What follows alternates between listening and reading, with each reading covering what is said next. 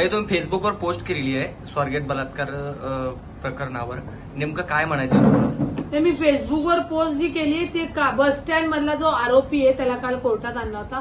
त्या कोर्टातल्या आरोपीच्या वकिलांनी तिथं जे काही मेहरबान कोर्टासमोर मांडलं त्याच्यावरनं जर हा बलात्कार नाही, जर हा संमतीचे संबंध आहेत, तर मग पुण्याची नाहक बदनामी का? पुणेकर म्हणून मला त्याचा खेद वाटतो. कारण का ज्या प्रमाणात ही बातमी पुणे स्वारगेट बस स्टँडवर झाला युवतीवर बलात्कार, 3 दिवस म्हणजे महाराष्ट्रात नाही तर अख्ख्या जगामध्ये बातमी गेली.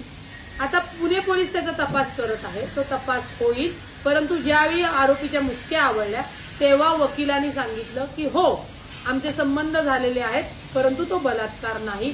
त्याच्यावरून मी मला जो खेद वाटला की माझ्या पुण्याची बदनामी झाली, आमचे नागरिक हादरले.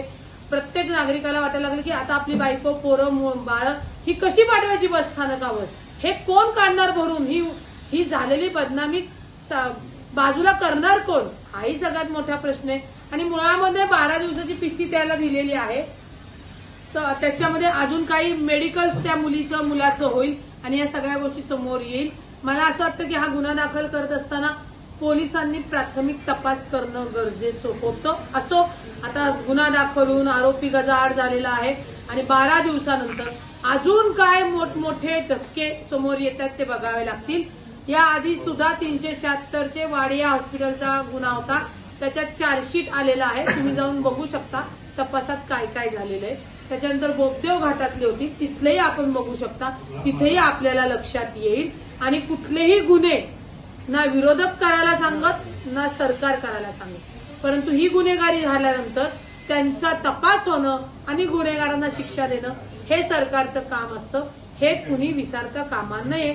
आणि तीच सत्सद बुद्धी माझी जागृत ठेवून पुण्याची झालेली बदनामी ही कशी भरून काढणार आहे हा माझा फक्त प्रश्न होता, बाकी काही नाही. या प्रकरणामध्ये जो आरोपी आहे मधल्या काळामध्ये तो आरोपी कुठेतरी राष्ट्रवादीचा कार्यकर्ता असल्याचं देखील बोललं जात होतं. त्यातून हा तुमचा खुलासा आहे का? नाही हो, माझा कसला खुलासा त्यातून असेल. तो जो काय आहे तो शिरूरमध्ये ते गुन्हाड गाव, अख्ख्या गावाने त्याला शिव्या दिल्या. एकतर तो भंगार म्हणजे असा गुन्हेगार की ते गर्दी आणि फर्दी याच्यातल्या त्याची ती लायकी. मी म्हणते त्याला उद्या जाऊन गोळ्या मारा, आम्ही कुठं थांबवले. आणि ज्या दोन्ही राष्ट्रवादीच्या आमदारांबरोबरचे तो फोटो शिरूर मतदानाच्या म्हणजे शिरूर मतदारसंघातला तो तिथले राहणारा आहे.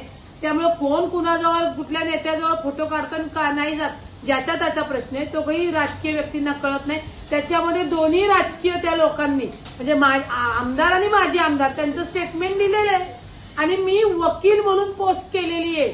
मी राष्ट्रवादीच्या आधी मनसेमध्ये होते. मग तुम्ही म्हणणार मनसेचं मत होतं का? म्हणजे कशाचाही संदर्भ कशाला लावू तुम्ही गैरसमजुतीने लावू नका.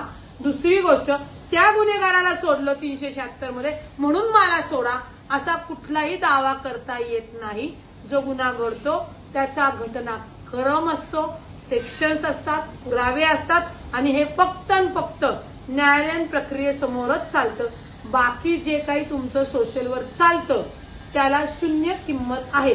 आणि मी वकील, एक पुणेकर आणि नागरिक म्हणून माझ्या पुण्याची बदनामी का एवढंच विचारलेलं आहे. तोही अधिकार मला नाहीये का?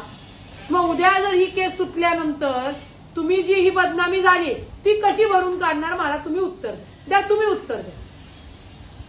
एवढंच माझा विषय.